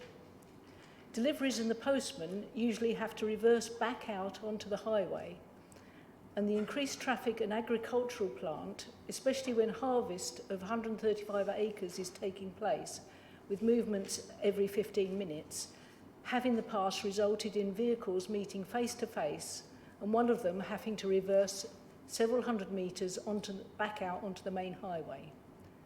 The estimate of 12 extra vehicles on this site for these new properties, or what it will become new properties, is perhaps an underestimate. There is part of the private track which is about 8 metres long that is only 2.8 metres wide and cannot accommodate the Suffolk Fire and Rescue Services requirement for a minimum access for emergency vehicles. In order to reach the listed building, access for emergency vehicles to reach the listed buildings and other conversions. This is a pinch point where the land on either side of the track is owned by the field house, who are not willing for this track to be widened. Unless the applicant can access the public highway by a route other than via the field house track, then I do not see that this application, if approved, can ever be delivered, as the condition cannot be satisfied. There is the suggestion that an alternative access can be made, however that is not included with this application. I'm extremely encouraged by the provision of a barn owl, as stated in the final paragraph of the ecology section. But again, I can't see how that can be delivered either. I'm presuming it's a barn owl box. There is also the potential for the impact upon the site of special scientific interest, nature reserve of Mickfield Meadows. In summary, I like the development itself, but unless an alternative access can be provided, I do not see that it's safe for you to approve this application. Thank you. Before I go for questions to the ward member, can I just ask so that we can be clear, is there a physical gate on privately owned land that would restrict the fire engines from getting through, number one? Is there a restriction there that would stop a fire engine from getting through? I'm not sure. I think the gate is on the farmer's access. Right. Okay. But it's although I may be wrong on that. It's the physical width restriction. Width restriction. By field house that is the issue. Right. Not the size of the gate. Not the fact that there is a gate. Ah, right. The physical size. Right. Thank you for that, Councillor. Does anyone else? Councillor Richardson. Thank you. Mine's sort of a question and a request for clarification as well. So this is one of the reasons why I asked about the other listed building that's just outside the area that we're looking at, this 6-bedroom farmhouse. If there's currently an occupant of that who's using this same access, what would happen currently if that person needed the fire services support? I don't know. A suggestion. Yes.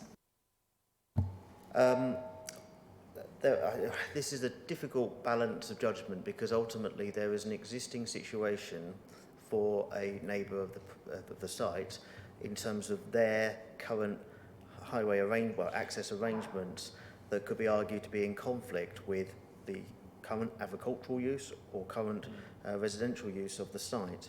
And we've just heard that they are forced to, or deliveries are forced to return to the highway to turn around and so on.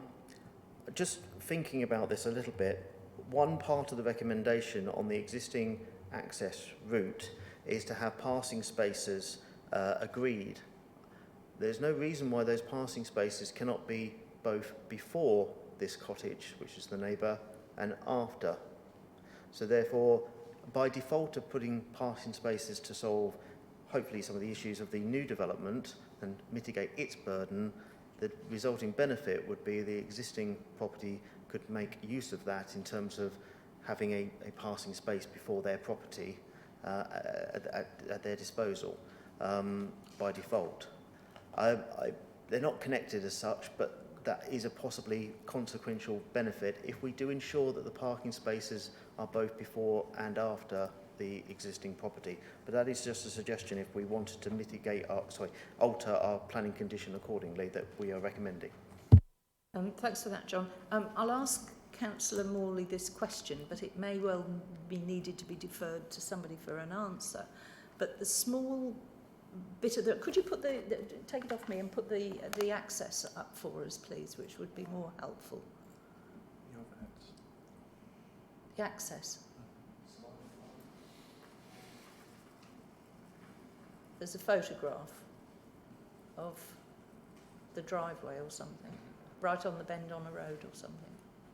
And Councillor Morley will be able to help me.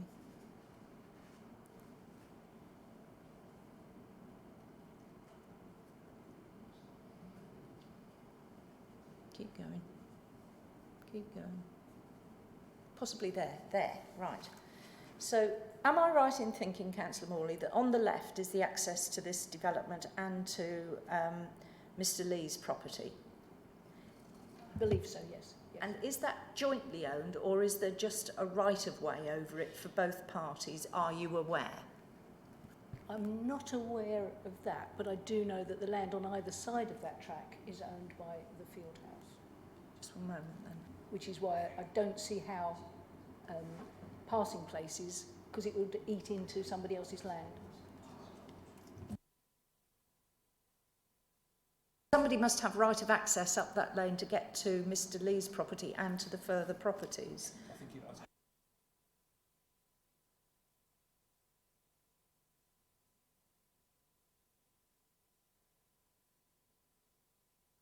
Mr. Lee, would you be prepared to just answer that question for me, please, to help the committee? Is the piece of road there that we see going towards your property, do you have a legal right-of-way? Does everybody have a legal right-of-way, or do you both own it concurrently. Just that bit there. As I said, Dan, you had quite explained the road from that first 450 metre section is public highway. Public highway. Highway not known. We know it's 2.8 metres the whole way. We don't know what's highway land either side. So can I just ask one further question? So presumably the council would repair that should there be enormous potholes, etc., etc. That is public highway. That, Public highway. yeah, thank you. 2.8 metres wide, but we don't know how much on either side. 2 point, yeah, no, but, right. But you don't own it personally, there? No, I own the land outside the field house inside. Thank you for that. Thank you. It isn't public highway, it doesn't belong to the other. Thank you very much. Right, hope that's helpful. Yes, Councillor Richardson, this is questioning now for Councillor Morley. Yes, so that was, could I just get that slide back up again? Because that's the bit I wanted to just ask clarification on, because as I understood it during the officer's presentation, it was the land before the field house. Is it the other one? To the right. Do you want the other one? No, that can do, because it's part of the same bit. The land to the right of the access road before the field house, is that owned by the applicant? The What, where it says imagery? Yes, that field. Yeah, who owns that field? Well, I'm not sure that. So I understand that in terms of ownership for the field house, it's this stretch of road with the land either side. Is that fair? And then the land here, I think, is owned by the applicant. I think that's within their blue line. Oh, right. And the field above it, who owns the field above it? No, to the right. Right. Up. Stop. Is that also in the applicant's ownership? This one that I'm highlighting, or this one?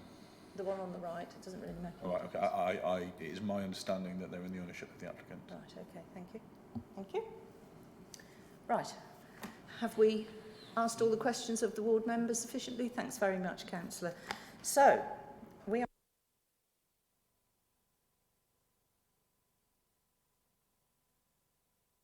that one.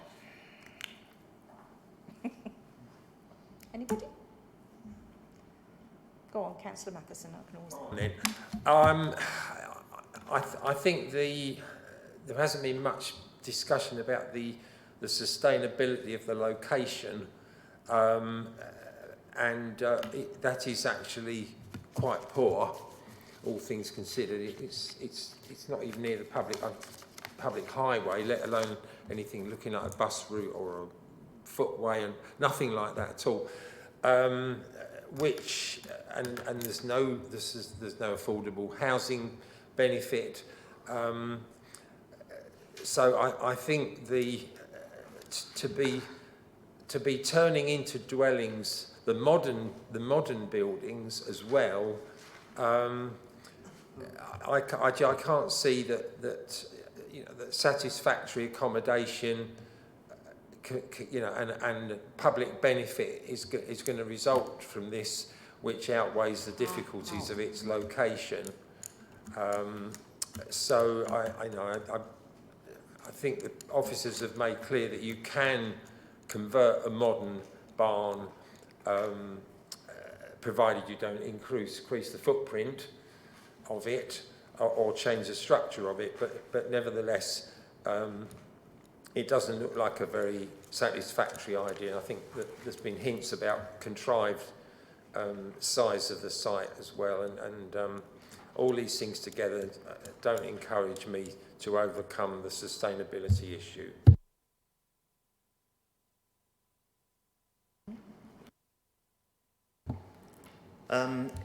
The policy background to your considerations comes from the local plan in the first instance, which allows for rural development of redundant barn type buildings. It doesn't actually have anything in there that talks about the age of the building. It just refers to redundant buildings.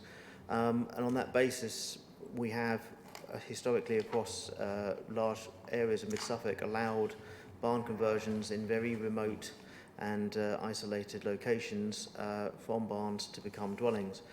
Now, traditionally, we were very much into traditional timber frame buildings with regard to that policy, but of course with the NPPF and Class Q provisions that have come forth in the last few years, we have had to open ourselves up to far more modern building conversions, be it redundant barns, that are a lot have perhaps I could say less merit in architectural terms. Again, with regard to Class Q, when it was first introduced, your council, your officers sought to refuse virtually every single one of them on unsustainability grounds until the government decided to change that criteria and ensure that we couldn't do that. And we are now left with simple matters such as highways and ecology, flooding, and some other bits and pieces. But ultimately, we have been reduced in respect of our robustness on that issue. We also then have the MPPF and policy paragraph 79, which does allow again for the reuse of redundant buildings and encourages them to be used for dwellings. And there's no provision within that to consider the sustainability. In fact, it actually specifically says that the only reason you'd allow for isolated sites such as this is if it was a barn conversion. And on that basis, I would find it hard to defend a position of refusal on sustainability grounds, given our own policy, national policy, and current material considerations. Anyone else going to speak? Yes, Councillor Warboys, thank you. All right. Thank you, Chair. I must confess I agree with what Councillor Morley was saying. When I first saw this application, I had quite a bit of enthusiasm for it as actually sort of preservation of two listed barns, preservation of a traditional curtilage of another listed building. I like their notion of the retention of the silos and the Nissen hut as part of that, and that sort of agricultural heritage of the site. I thought it was really very interesting. However, I was confused when I read through it about this business of the access, and I think this has really muddied the waters for me. I feel that the nearest neighbour is the field house, and I think this is we need to take into account their position on this, that the access should be resolved at this stage rather than as a condition. I don't feel I could really support the proposal unless it included the access as well. I welcome your comments and I concur with them actually. And I too, when I saw it, I wouldn't normally jump in, but it's having a bit of difficulty to sort of get the conversation going. And I thought it was fabulous designs and so on. But I wonder if maybe the best way to direct the committee today would be to possibly defer this for some sort of resolution. Mr. Lee alluded to the fact that there's a new access been brought forward. Well, it hasn't really. I think it's just been alluded to. And so I wonder if we could defer this and get some sort of clearer resolution on this so that Mr. Lee can have comfort that if there is an alternative, that he wouldn't have to live under the stress that he's clearly under at the moment. The use of the barns and everything is fantastic to sort of put these modern things in place. I hear what Councillor Matheson says, but again, sustainability, if it was a Q scheme, you know, it would have come through. Can I propose from the floor that I can defer this? You can. Yeah, so I propose that we defer this because we want more details on parking, turning, passing bays, and I will add to that any alternative access. And then we've got to ensure P1086 for safe and... Paragraph 108B of the MPPF. Oh, well, there you are. I can't even read it. Yeah, sorry. Refers to safe and suitable access to the site to be achieved for all users. So I think that's my recommendation. Councillor Norris? Yes, I'm happy to support deferment until we've got clarification on the access. Thank you very much. Councillor Carter was next. Councillor Matheson? Yes, I would also support that, but can we also add to the deference? We need to look at the turning circle of entry into a building for mobility vehicles and for wheelchair the current access with a red line, it doesn't allow for a turning circle for a wheelchair to actually enter a building. I think that's a fair point. Would you be happy? I'll add that to it. I'd be happy for that. Would you be happy for that, Councillor Norris? Yes, yes, certainly. Thank you. So, without further ado, is it necessary? Yeah, I was just slightly concerned. We're not going to get into another appeal for non-determination situation, are we? Well, we may do, but that's the way we've got to go. We can't judge that. No, because I don't feel I want to refuse it. I'm asking for a deferral. That's my personal view, and I'm getting nods from the rest of the committee. So I think it's always better to work with clients and with objectors rather than going down a straight road, if you don't mind me saying. So all those in favour of my proposal for deferment on that basis, please vote. We are unanimous. Thank you very much indeed, everybody. Thank you. Oh, you want that? Yeah, sorry. And so I was just going to say, and so I get my prompt, he's very helpful. There are no site visits, and so I can declare the meeting closed, and thank you for everybody's patience. Thank you.